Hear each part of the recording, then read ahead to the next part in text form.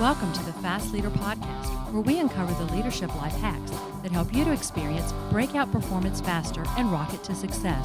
And now, here's your host, customer and employee engagement expert and certified emotional intelligence practitioner, Jim Rimbaugh. Contributing to the annual $150 billion loss in training and development investments is downright demoralizing. So raise your spirits and training ROI by increasing learning transfer with ResultPal. Get over the hump now by going to resultpal.com/fast and getting a $750 performance package for free. Okay, Fast Leader Legion. Today, I know I have somebody on the show who can definitely help me get over the hump. I met her at a recent contact center industry event in Las Vegas, of all places, but we had such a great conversation that I needed to have her on the show. Leslie O'Flahaven grew up in Chicago, but she has lived in Washington, D.C. since 1988, so she feels like she's from D.C. now. And while Leslie hopes she won't be leaving anything behind anytime soon, she hopes her legacy will be that she helped people improve the way they write so that they can understand each other better and do their jobs well. Leslie believes good writers are made, not born. She believes that most people can be helped to write really well at work. She believes that people do have the capacity to improve the way that they communicate. Leslie is a get-to-the-point writer and an experienced versatile writing instructor. As eWrite owner since 1996, Leslie's been writing content and teaching customized writing courses for Fortune 500 companies, government agencies, and nonprofit organizations. Leslie can help the most stubborn, inexperienced, or word-phobic employees, or me, improve their writing skills so that they can do their jobs better. Leslie is a former faculty member at Digital Gov University and the co-author of Clear, Correct, Concise Email, a writing workbook for customer service agents. Leslie holds a BA in English and Rhetoric from the University of Illinois and a master's from Northern Illinois University. She lives in Silver Spring, Maryland with her husband, daughters, and dog, who barks concisely, of course. Leslie O'Flahaven, are you ready to help us get over the hump? I am more than ready and reporting for duty. Thanks so much. Now, I've given our listeners a little bit about you, but can you tell us what your current passion is so that we can get to know you better? Sure. My current passion is my lifelong passion, and that is helping people learn to write better at work. And because the tasks of writing well at work are changing so quickly, I really want to assure people they can do a good job and help their managers help them do a good job. This is especially true for customer service writers, people who many times began their work life delivering customer service on the telephone, and now are called upon to do it via email, via chat, and via social media. And how would they have known that their work life would have brought them to this place? So I'm reporting for duty. I'm here to help. You know, listening to you talk, there's so many things that are just flying through my head. And even for myself, talking about the journey of writing and writing differently and writing email and, writing long form text and short form text and, chat, it's become so complex. And then you start throwing in the mix of, well, I have so many different generations that I'm now having to communicate with in the workplace, as well as maybe even customers that I'm having to, communicate and make connections with. How do you chunk down this massive concept, component, subject of writing? Well, I think I think the first thing is we need writing skills that are made of rubber, not of steel. I think that really rigid grammar police, they suffer, as you said, because if you're a very strict grammarian, you might say, back in my day, all your sentences might begin, back in my day, we never would have used text at work. Back in my day, no one would start a professional email, hi, Leslie. Back in my day this, back in my day that. But writing is changing very quickly, and good writers change with it. They change with it. So the principles of effective writing haven't changed. The channels have changed. And if you can keep your eye on the principles, what are the principles of effective workplace writing? They are, I need to write in a way that makes my reader understand and care. It's pretty simple. I need to write in a way that makes my reader understand and care. The writer's obligation is to make the writing interesting and easy to read. It's an obligation. So if you are a boomer and your colleagues are millennials, or your colleagues are much younger than that, then you need to make your writing understandable and easy to read in a channel you may not have used before. It's not that complicated, but it's not that easy.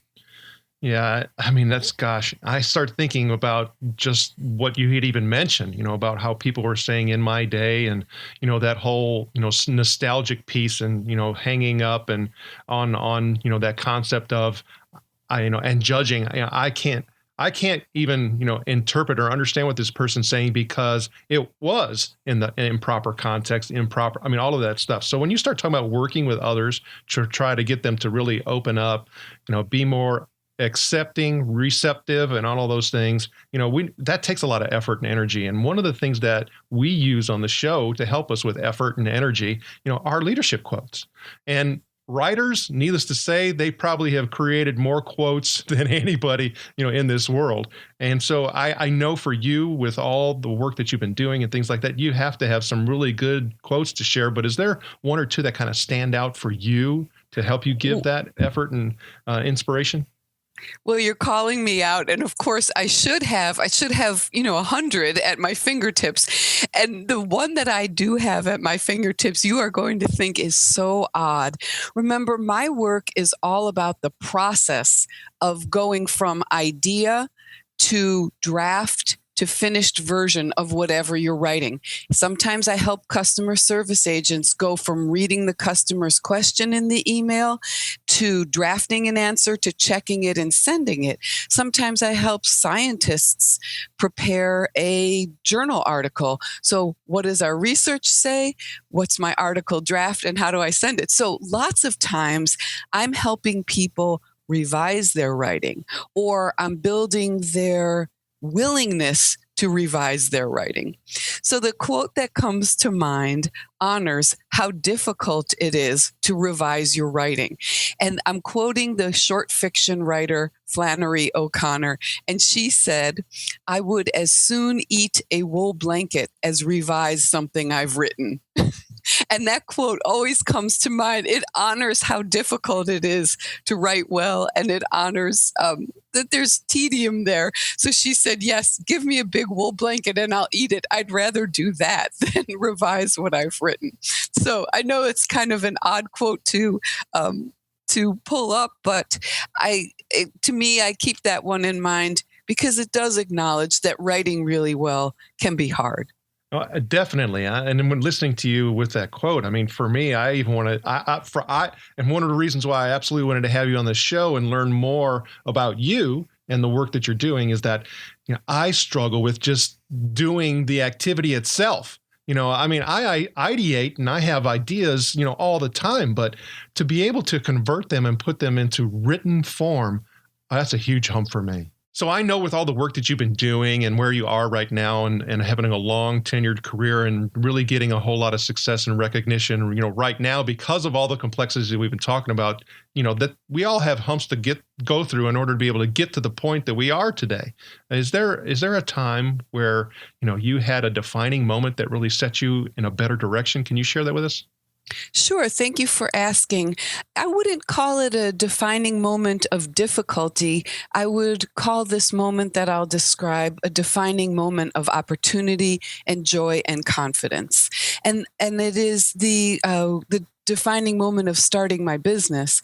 Here we are in the end of 2015, and in May 2016, my business, eWrite, will be 20 years old. So I have the joy of looking over my shoulder at this 20-year anniversary and just remembering founding the business. And what my first career, I was a high school English teacher. I had deep, deep joy in this work, deep joy. I loved being a high school English teacher. And in 1990, my first child was born. And when you work in your life as a high school English teacher, you get to school at 6:30 or 6:45 in the morning, and you leave school at about 4 p.m., and you go home and you have a really dry, flavorless dinner, and then you prepare for the next day. You read, you write, you read student work, you prepare tests, you do a lot of work. It's a very tiring job. So as I held this little baby in my arms, I ran fresh out of creativity. I could not imagine a life where I would be the kind of parent I wanted to be and be the kind of teacher I wanted to be. And I call this a lack of creativity on my part. You don't know what you don't know. But at that point, I said, this job, I can't do both. I really can't do both. So I think what I'm going to do is start a business. Well, the joke is on me, of course, because in terms of the amount of time that I worked, I've always worked as much or more. But just that I can remember 20 years ago, that feeling of stepping into this new career, that workplace writing was changing, that email was ubiquitous, that people in positions of influence didn't have assistants who were preparing their writing for them. They were writing their own correspondence. And I had this sense, writing in the workplace is going to change. And I just said, let's put an E in front of the word write. Let's start a company, and let's start. And I stepped off into the start with this sense that underneath me was my family's support, that my skills and my vision were in place. And though I did not know what would happen next, that most of it would be good. And so here, what else is there? I look back over those 20 years and I was right to take this step into the unknown. So when you start talking about going through that process and making that decision and going from a scenario where, you have the school year that you're following, it's of course very predictable. When you start moving into a business setting and a business environment, entrepreneurial, environment, all of that structure and that consistency goes away. So how were you able to transition from, being very structured to unstructured, but yet having to find structure? That's a really interesting and thoughtful question. And I would say, the business didn't go from cold water to a rolling boil overnight. So, I would say, I think my income in 1996 was somewhere in the $3,000 range. I had a slow first year. And so I was able to learn a little bit along the way in the first year, perhaps. But something interesting happened to me as an entrepreneur. When you're a teacher, there is no link whatsoever between the amount of effort you put in and what you earn. They're disconnected utterly. They have nothing to do with each other. When you're an entrepreneur, there is a strong link between how much hustle you bring and what you earn.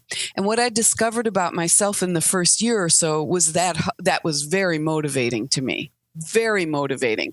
So here's my business strategy in a nutshell. It's like, let's work really, really hard and do all of it all at once. So that's what happened.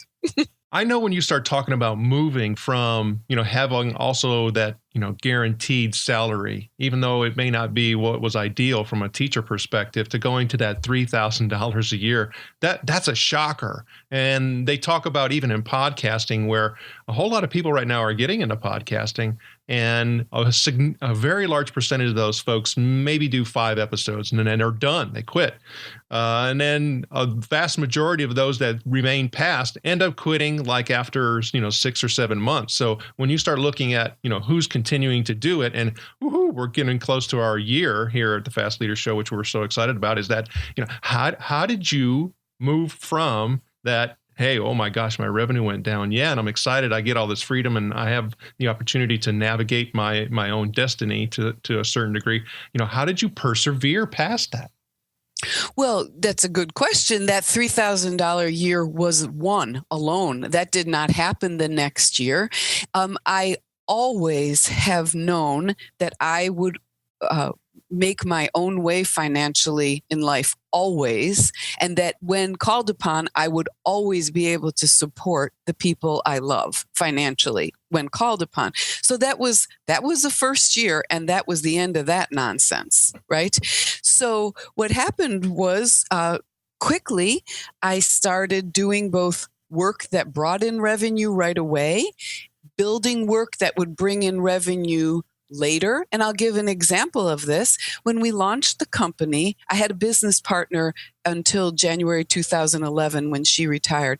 When we launched the company, we had the idea that we were going to help people learn to write better email. But in 1996, it was too soon. People still were using faxes. They were still using memos, and they were confused. Why would I need help writing email? Email amounts to this.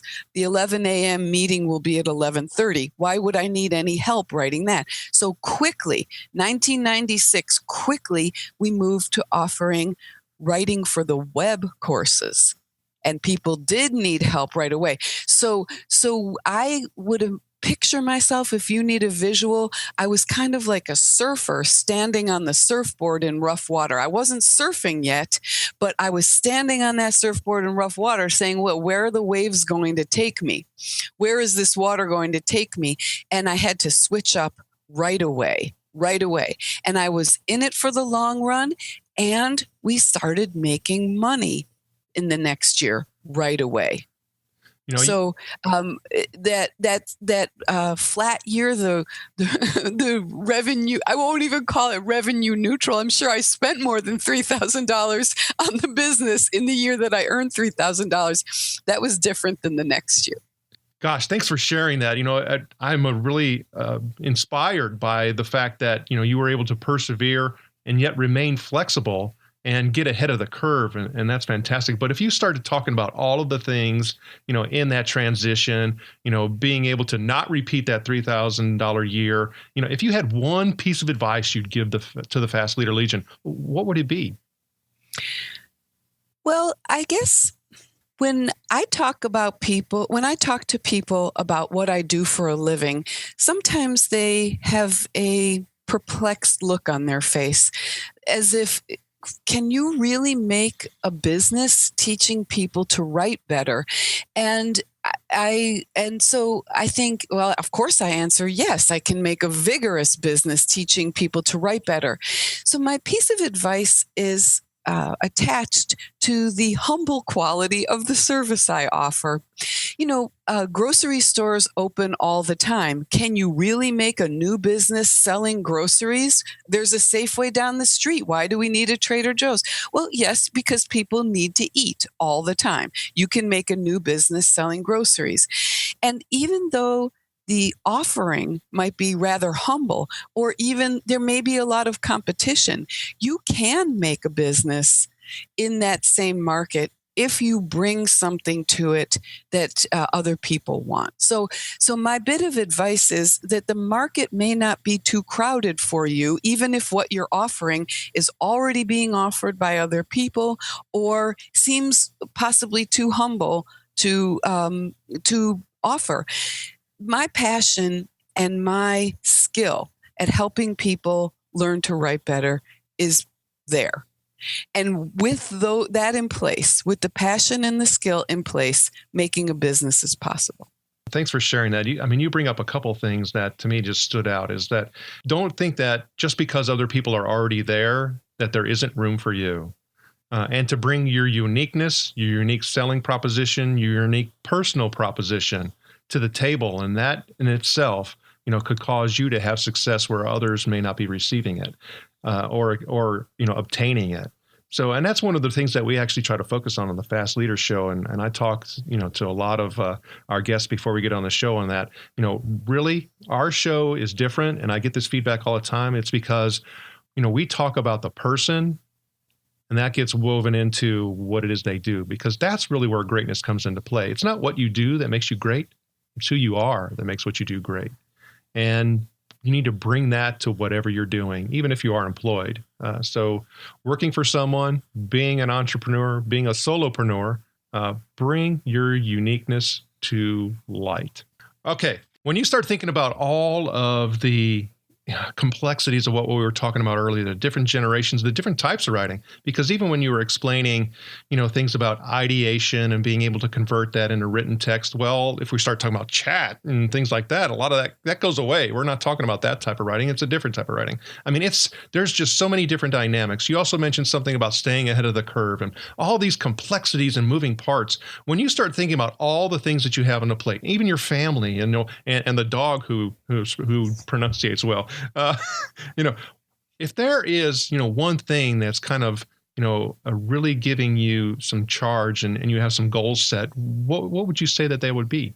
Well, my goals, I guess, remain the same. And that is to help people who are either struggling to write well at work, people whose job responsibilities have changed. They didn't used to have to write very much, but they do now. People whose ambitions have grown about how they will communicate in writing at work to help them do it better. And because the age curve in the workplace is different, the curve is the same, the people are different. We need new ways of helping them learn to do their job well. When I contrast the way business writing was handled 20 or 30 years ago to the way business writing is handled now, there are some substantial differences that some people find objectionable, such as the level of formality. I don't find this objectionable. So my goal is the same, but the world around changes. I just keep trying to meet my goal. And the Fast Leader Legion wishes you the very best. Now, before we move on, let's get a quick word from our sponsor. Developing your company's talent and leadership pipeline can be an overwhelming task, but your burden is over. With ResultPal, you can use the power of practice to develop more leaders faster. Move onward and upward by going to resultpal.com/fast and getting a $750 performance package for free. All right, here we go, Fast Leader Legion. It's time for the Hump Day Hoedown. Okay, Leslie, the Hump Day Hoedown is the part of our show where you give us good insights fast. So I'm going to ask you several questions, and your job is to give us robust yet rapid responses that are going to help us move onward and upward faster. Leslie O'Flahaven, are you ready to Hoedown? I am so ready. All right. So what do you think is holding you back from being an even better leader today? I don't have enough staff. What is the best leadership advice you have ever received? Keep on going. What is one of your secrets that you believe contributes to your success? I work really hard. It's no secret. What do you feel is one of your best tools that helps you lead in business or life? Good presentation skills. What would be one book you'd recommend to our listeners? And it could be from any genre. The book is Letting Go of the Words by Ginny Reddish. It's a text on writing for online readers. Okay, Fast Leader Legion, you can find links to that and other bonus information from today by going to the Fast Leader show notes page for Leslie. And that's at fastleader.net/Leslie O'Flahaven. Okay, Leslie, this is my last Hump Day Hoedown question. Imagine you were given the opportunity to go back to the age of 25, and you've been given the opportunity to take the knowledge and skills that you have now back with you, but you can't take everything. You can only choose one. So what skill or piece of knowledge would you take back with you, and why? I would take back a skill I had then. I would hold on to it and help it thrive. And that is watching how people learn and helping them to learn more quickly. Leslie, it was an honor to spend time with you today. Can you please share with the Fast Leader Legion how they can connect with you? Sure, you can connect with me lots of different ways. You can find me on Twitter at Leslie O. You can connect with me at my website, which is ewriteonline.com, or you could pick up the thing with the handset or the headset and dial these numbers, 301-989-9583. Leslie O'Flahaven, thank you for sharing your knowledge and wisdom. The Fast Leader Legion honors you and thanks you for helping us get over the hump. Thank you for joining me on the Fast Leader Show today. For recaps, links from every show, special offers, and access to download and subscribe, if you haven't already, head on over to fastleader.net so we can help you move onward and upward faster.